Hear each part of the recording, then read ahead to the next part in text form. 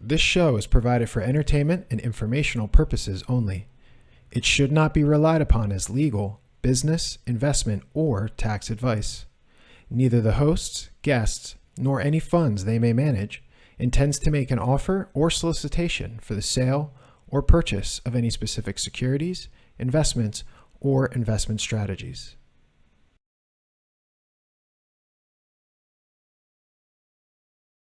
It's an unfair game. They're schemers. Schemers trying to control their little worlds. Please, speak as you might to a young child or a golden retriever. Rich get richer, that's the law of the land. I owe you nothing! It's just money. This is madness! Everybody just yells and screams at each other. Nobody's civil anymore. That's not the kind of humor we do on this show. Put that coffee down. I drink your milkshake. Now you're looking for the secret. There can be only one. Everything becomes chaos. Can you dig it?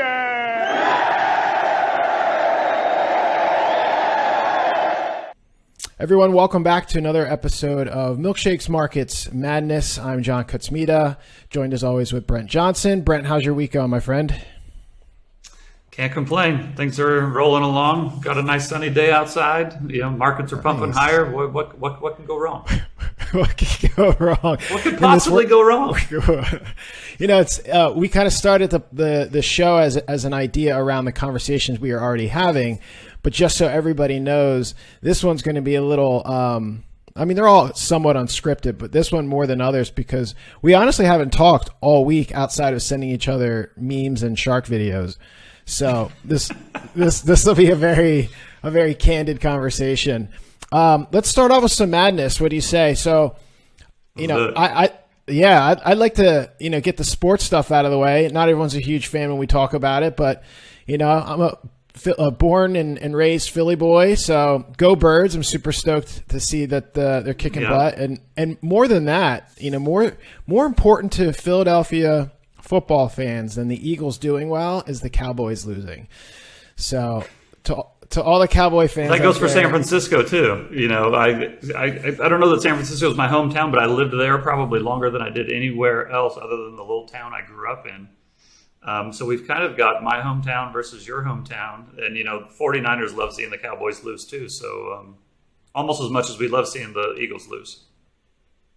Okay, well, we'll see what happens this weekend, but at least we got both. You know, both have something to high five about. I don't quite understand how they're still considered America's team, and they just stink. Amazing, right? The room, yeah. So I mean, just in general, though, before we move on, just in general, is there a more crazy and just madness town than Philadelphia when it comes to sports? Well, we have pelted Santa Claus with snowballs, so we do have that reputational piece going. I mean, I think from you know, there's obviously a bit of a bias growing up there, but it is a very passionate sports city, and especially when it comes to the football. I think, you know, even players will admit going in there is a very uncomfortable experience. So but you know, the 49ers aren't in our division, you know, so it's the NFC East that things get really heated. Giants, Cowboys, stuff like that. But This will be a good game. It'll be fun to watch, and it's good to see we're getting down to the wire. I'm ready to see who takes it all. There we go. So some other interesting madness in the world of politics. The senator out of Missouri, Josh Hawley, introduced the Pelosi bill.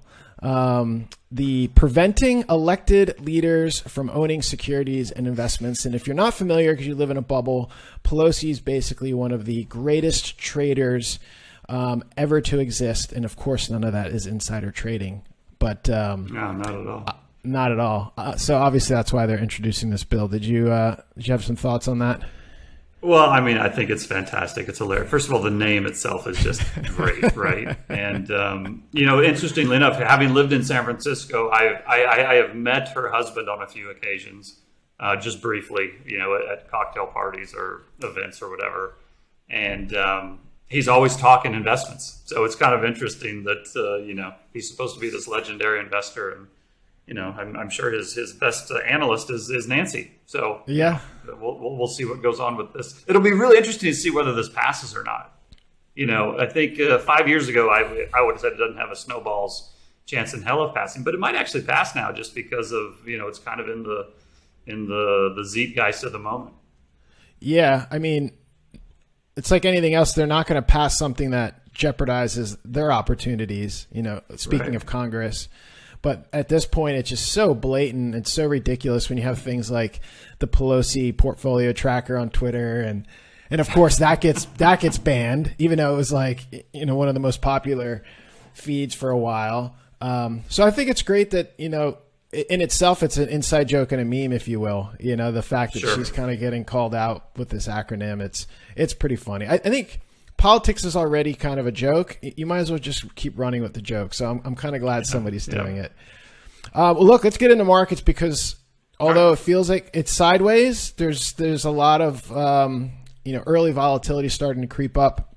One of the things on my list that I wanted to pick your brain about is the topic of oil, because when you look at charts and history of when you have these oil shocks or spikes in price, there tends to coincide with recession. And I understand the supply argument and the narrative around why oil, is now poised to rebound and keep going up, particularly with China reopening. But it does feel like maybe that historic trend of price shock causing recession hasn't really played out yet, and crashing demand could be more of a force on oil. Do you have any thoughts on where oil could be headed? Well, I tend to think it's going to go lower. I think that, I think the whole China story reopening, I get it. And if they can reopen successfully and if, global trade picks up, then of course, demand for that energy will rise. But I just think that we are still in for some trouble. And I think that global demand will fall. Whether it falls right away or not, I don't know. But I would expect at some point either in the first half of the year, second half of the year, I expect to see oil lower. I think it could go into the 60s. I don't necessarily think we're going back into the 30s or 40s. Although if we get into some kind of a 2020 type scenario, we had to go all the way to negative. But here's what I think is very interesting about oil. And I don't know if people really think about this or not, but you're talking about the supply or the price shock. Basically, if oil goes too high, it can cause a recession because input cost to run your businesses or whatever it is just becomes very high, and that has effects on profits. There's another side of it too, and that is too low of oil prices can be very inhibitive on global growth. And the reason is because energy is such a big part of the overall economy. If energy prices are low, then the companies that are involved in energy and the countries that have massive energy reserves, as those prices are low, think of that energy or those reserves as collateral off which they can, create credit or get loans or extend, swap credit lines or whatever it is. As oil gets low and as demand falls, not only are lenders less likely to loan in a falling demand environment, but there's less collateral off of which to loan.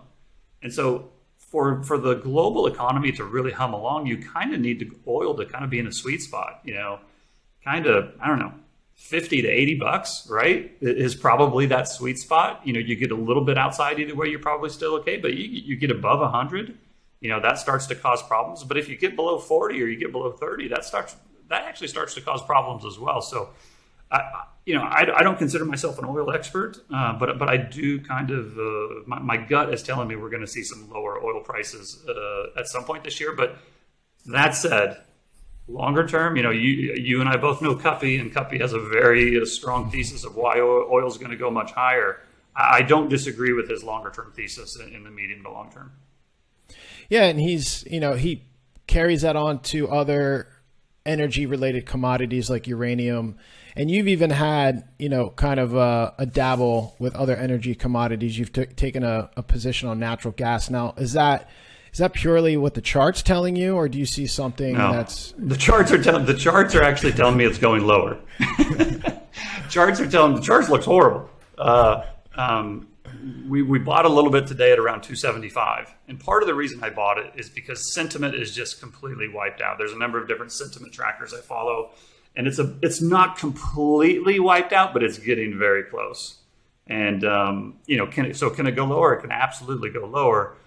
But I do think that over time there's going to be demand for natural gas, and whether it's whether we get a cold spring or we need the nat gas to run air conditioners in the summer at some point, I don't think we're going to go to $2 and stay there forever. Now, it would not shock me at all if we get a bounce here from 275 to 325, 350, and then in a month or two we have another crash down to $2, and I'll buy more at $2 because I think at that point that's just a really low level, and at some point I think the fundamentals catch up with it, and I don't mind hanging out there for a while to see if we get lucky. Because on the flip side is if the military actions around the world heat up and we get a cold spring, and then we get in the next year and supplies start to dwindle, I mean, we could be back at nat gas $7 or $8 fairly easily under that scenario. So we've talked about this a couple times. This is the recession everyone is begging for. At least, everyone thinks it's right around the corner. So you look at some of the points that were just made about oil, some of your thoughts there on natural gas. We have this geopolitical thing that just doesn't seem to want to go away. We escalate it, we de-escalate it. Not that it should be ignored, but this thing could just look at what we had, very different participants in the Iraq war, but look what went on there. Just Ukraine could be a decade-long campaign, right? So do we end up? What's the possibility that oil hits that Goldilocks, right? Hangs in 50 to 80. Nat gas doesn't do anything crazy, and we just kind of coast along. And countries as well as businesses are able to fund themselves, but consumers aren't getting squashed. Well, I think that could last for a year and a half, but I don't think it can go for 5 years. And that's why I feel like I could make a really strong case for the next 6 months for everything to be very good. Markets to trend higher, liquidity to stay good, oil to stay in that sweet spot range, nat gas to be okay. And we have a good spring, but I can make the other argument as well. And that's kind of the other argument is my base argument. I just think that we've gotten far enough into this debt super cycle that at some point this debt is going to start to have consequences. And I kind of think that we're at that point. So while I can make a scenario where, things are fine for another 6 to 8 months, I have a really hard time making an argument for another 6 or 8 years without a crisis developing. And so, I wish I had the crystal ball to tell me the exact timing. But to your question, could we have 2 or 3 years? I don't even think we could have 2 or 3 years. But we could have, 6 months to a year. I could get to that place. Good perspective there. So we do have 450 basis points of rate hiking cycles and rate hikes in a very short cycle. Rate hikes in general always lead to some kind of pain. So it does feel a bit naive, if anything else, to think that we've already felt the brunt of this Fed policy shift. So yeah, something's. This is just starting to work its way through the system in a lot of cases because it just happened. We're still blinking our eyes and waking up from it. And so I think, a lot of people, they'll ask me kind of how I'm positioned. And the reality is I don't change my positioning that much and that often. I am almost always net long. I'm very rarely net short. I'm not going to say I'm never net short, but occasionally it happens. If I look at history tells me over long periods of time, asset prices trend higher, right? And so you want to be long assets because fiat currency gets debased. But history also tells me that you can, there's periods of time. What's that Lenin quote where, there's weeks where decades happen? And I feel like we're in this type of environment where you can have a couple decades happen in a couple weeks. And so in my opinion, in this type of an environment, while I'm still long assets, I am always looking for that rogue wave. And so I always have protection against it. I have puts and I have different hedges that pay off at different levels. And, if we get this, squeeze higher, we will make money. I won't make as much money as the people that are levered long. But when that rogue wave eventually comes and those people that are levered long get wiped out, I won't get wiped out. So it just kind of depends on what your goals are and what your style is and what you like to do. And, different people have different goals, have different risk tolerances, but for me and my clients, our strategy tends to work out pretty well. I like that you use the Rogue Wave analogy. We did have the Eddie Aikau Big Wave Invitational. Yeah. Which is, for those people who don't know, Hawaii, obviously a home of surfing, known for big surf during the winter. Waimea Bay on the north shore of Oahu is one of the big wave spots. There's a lot of history and cultural aspects to this competition. They don't run it every year. Conditions have to be right. There's a certain holding period. The last time they ran it was 7 years ago, and they had an absolute epic swell. Crushed the shore. There were some 40-foot waves, and so they did run the eddy, and it was quite a spectacle. You watched some of that online? Yeah, I did. You sent me the text, and I immediately went to my computer and pulled it up, and I probably watched an hour of it. I'm not a surfer at all, and I've told you this before, but I've been to the North Shore 2 or 3 different times, and I could just go sit on Pipeline Beach or Sunset Beach and just sit there and watch the surfers for hours because I just think it's so cool. But it's madness. I mean, to go out in those waves, that is pure madness.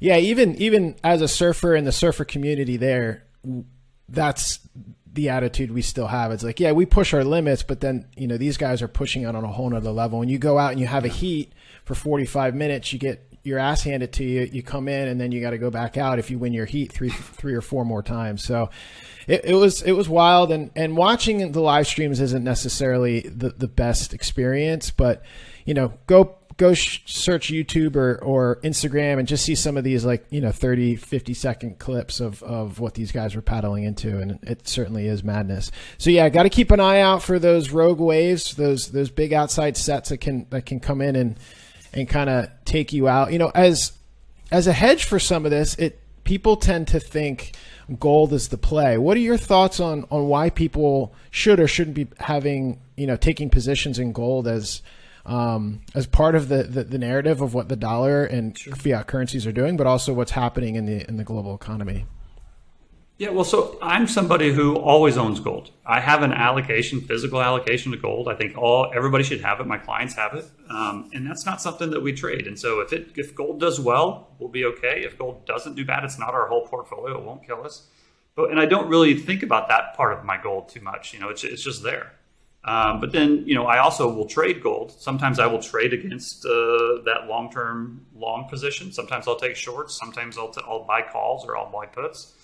At the beginning of the year, we shorted a bit of gold and we put a pretty tight stop on it. I think we shorted it 1830 or 1850. It went to 1830 and we had to stop at 1860. It got stopped out at 1860 and, we got stopped out. And, since then, I kind of feel like we're going to test 2000 here sometime in the next couple of weeks.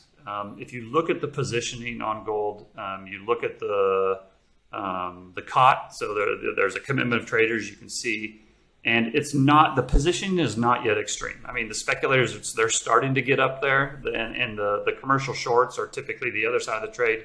They have a big net short position, but it's not extreme yet. But typically when you get to these extreme positions, then you get the reversal. So wouldn't shock me at all to see gold kind of test we tested 1950, yesterday. Wouldn't surprise me at all to see 2000 sometime in the next couple of weeks. But I do think that after we test that, if we don't go down from here, I think after we test 2000, I would expect a pullback.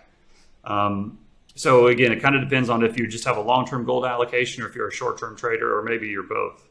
But I think it's important to always, it kind of goes with my overall thesis. I think you should always have some insurance. And to me, gold is insurance against the political idiocy and the central bank idiocy of the world, because, when the whole ship falls apart, gold will put itself forward as a worthy replacement. So, but that's where I'm at with gold.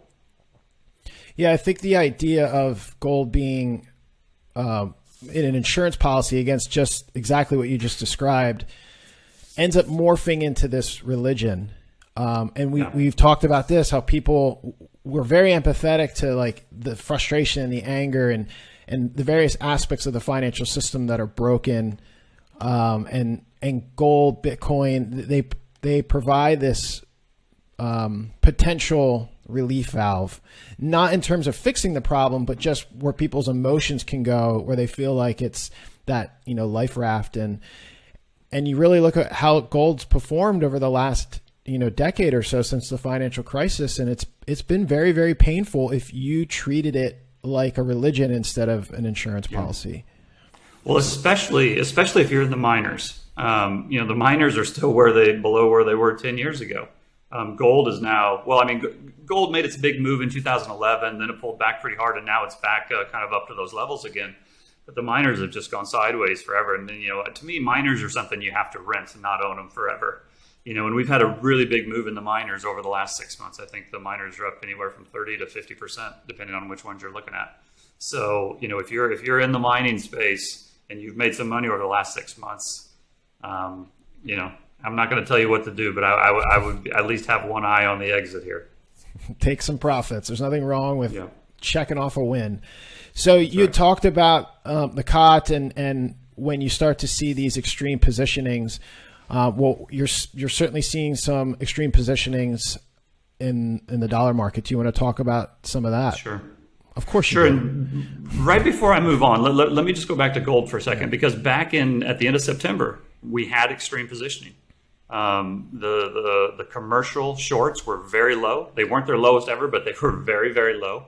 The speculators on the long side were very low, and the price was very low, and the sentiment in gold was very low. And so that was a time where if you were going to make a trade, if you didn't already own gold and you just or if you just wanted to do a trade, that was a period where sentiment was low, positioning was extreme, and technically we were kind of at a support level. So it made sense that gold had a run.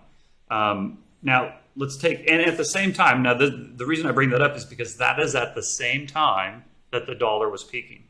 Okay, and so at the end of September, gold was low. Dollar was high. Vol was at its highest level, or pretty close to its highest level over the last 2 years.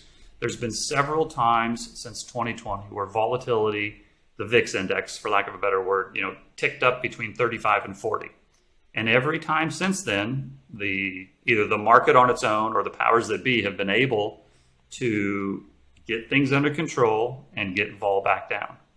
And at the end of September, the dollar was kind of running up pretty high. It was around 114. In that last week, we had the Bank of Japan intervene in the yen and the JGB market. We had the Bank of England interfere in the gilt market over there because it was on the state of collapse.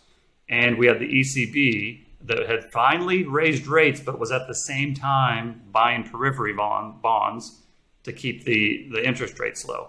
And we had VIX at 40. And if VIX, and at the same time, equities were at their lows of the year. And the point I'd like to make is that is the level where it's either going to get better or you're going to have a crisis. Because that is where things start to really break. Things were getting pretty shaky there, but that's when the wheels literally start to come off. And so, when we go, and I sent out a tweet, I think it was literally the day of the dollar high. And it basically said, now that everybody's bullish the dollar, and everybody who said the dollar would never go higher is telling you why it can't stop going higher, it's probably going to pull back. Now, I have hedges that would pay off if volatility kept going and the governments didn't get under control. And even just a few more days and those hedges would have paid off in a massive way. And the reason I sent that tweet out was because I knew this was the point. This is the point where either they're going to come in and squash it or things are going to get real really quick. But that's also why I don't go all in on these trades, right? Because again, things tend to work out, right? Markets, again, tend to go higher. Governments tend to figure out a way to get things under control. Central banks are very powerful. They tend to respond to the crisis in a way that kicks the can down the road. So I don't go all in on these trades either. I think you need to be prepared for them, but you don't go all in on them. So now let's bring this back to the dollar. The reason I sent that out is because at the time, if you remember, inflation was very high. Fed was raising rates aggressively. But it was also at that time where I felt like inflation was going to start to peak. The rate expectations, the expectations of further hikes would probably start to pull back. The governments were intervening in the markets, and it just kind of made sense that that would be a time where the dollar would pull back. And when at the time, the DXY was around 114, I think, and the 200-day moving average was around 105 or 106. And I thought that's probably about the place we would pull back to. And it did. It pulled back to there, into November. Or it actually kind of traded sideways for a while. And then in November, it pulled all the way back to that level. And it actually went through there. And I thought it would kind of hang out around that area for a month or so and then start to move back. But it hasn't. I mean, the dollar has continued to come down. And right now, the dollar is around 102. And it's basically right now at the same level of the peak of 2020 during the COVID crisis. So if you remember in the COVID crisis, the dollar made a big run. It ran to like 102, pulled back, and then it's made a big run higher. And now a subsequent pullback. So now we've pulled back to that level of where it was at 2022. Sentiment on the dollar, it's not extreme on the low side, but it's getting very close. Sentiment on gold and equities, it's not extreme. Gold is not extreme, but it's getting close. Equities is kind of mid-range. But volatility is at 18 or 19 today, which is not the lowest of the last 2 years, but it's close to the lowest. So we basically almost have the polar opposite today of what we had in September. It's not quite there yet, but it's getting pretty close. And I thought this would be a good opportunity just to talk about the dollar and why I think it's so important to focus on it. Because if you get the dollar wrong, you're probably going to get a lot of other things wrong because the dollar is so important to the overall global economy. But it's also why I've never told anybody to go all in on, the dollar going higher. Again, the milkshake thesis does not say just sell everything and sit in cash. That's not the idea. The idea is to be aware of it because it's so important, right? And so I think, all the people 2 years ago who didn't think it could ever go higher, and then it did. And now it's come back to the level of where it was in 2020. And I feel like when I talk to people, like they've already forgotten last year. It's like now the dollar's headed lower. It can't possibly go higher. The Fed can't hike rates anymore. They're going to print. The Fed's going to come out and start printing, and the dollar's going to go to 80. You know what? That could happen. But if that happens, that is kicking the can down the road. That does not solve the problem. So it's possible. We talked about how could we have the Goldilocks scenario for another 6 months or a year? That could absolutely happen. I can't say that that's an impossibility. But all that does is kick the can down the road, and it doesn't solve the problem. And we will end up right where we were back in September at some point in the future. So again, for those that are wondering what's going on with the dollar, that's it. The rate expectations are coming down. Also, the debt ceiling. We haven't really talked about the debt ceiling yet, John. Typically, when we've bumped up against the debt ceiling in the past, and the Treasury can no longer issue bonds as a result, you get into a situation where the Treasury is sending the cash that they already have in the bank out into the economy. So they're sending money into the economy. That provides liquidity. Typically, at the same time they're sending that money out, they're selling Treasury securities and sucking some of that money back in, right? And so a lot of times it has a counterbalance effect. And sometimes they may even be issuing more bonds than the money they're spending out, so they're actually draining liquidity.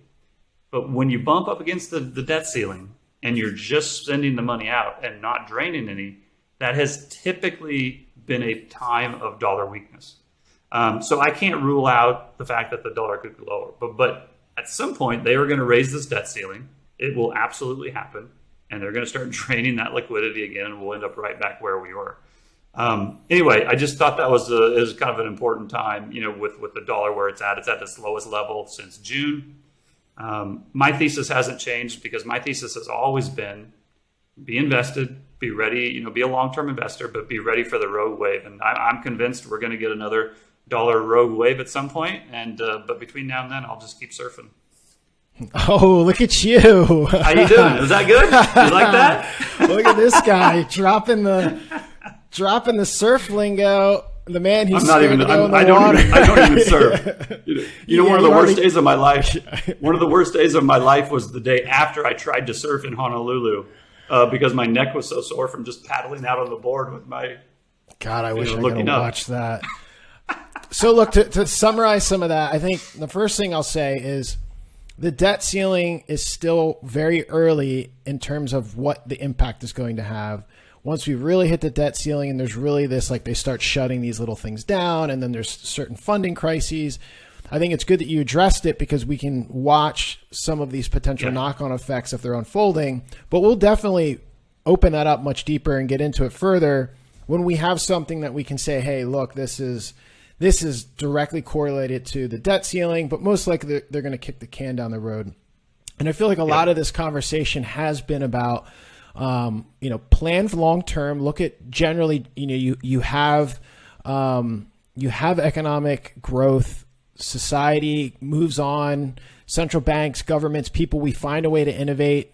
From the standpoint of central planners, they find a way to kick the can down the curb.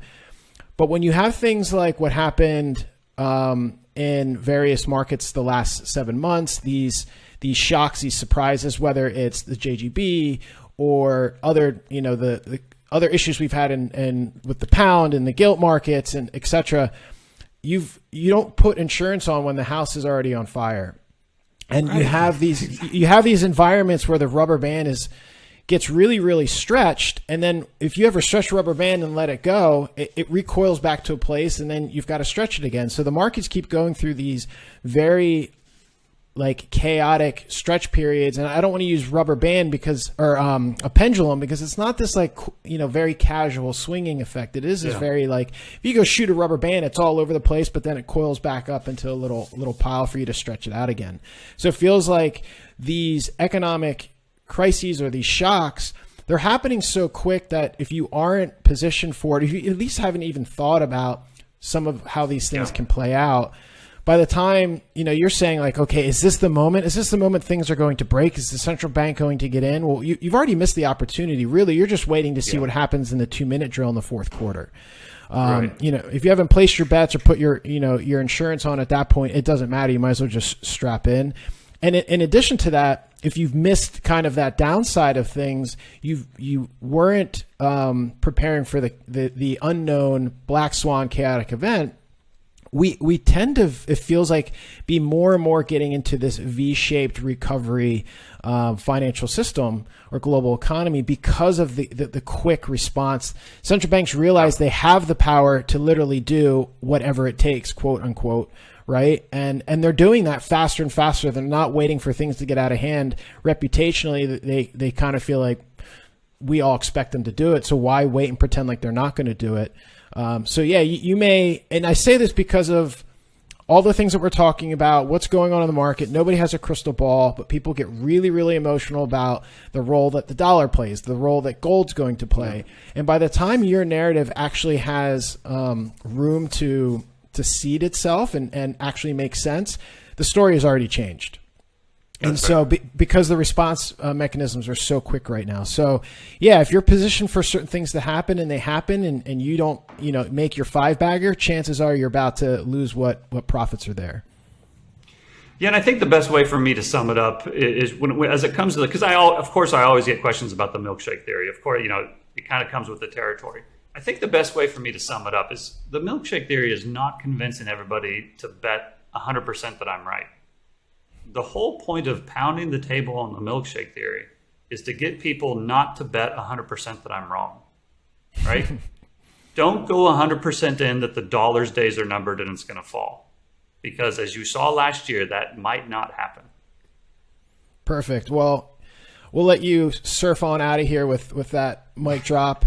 We went a little long today, but it was good. There was a lot to cover. It feels like there's the lava starting to boil, and we're going to see what village or town gets wiped out from the volcano erupting. Something's going to burst here soon. So we'll find out what that is. Maybe next week. Maybe it'll happen in the next couple of days. But Brent, always a pleasure, man. Thanks so much, and I look forward to chatting with you next week.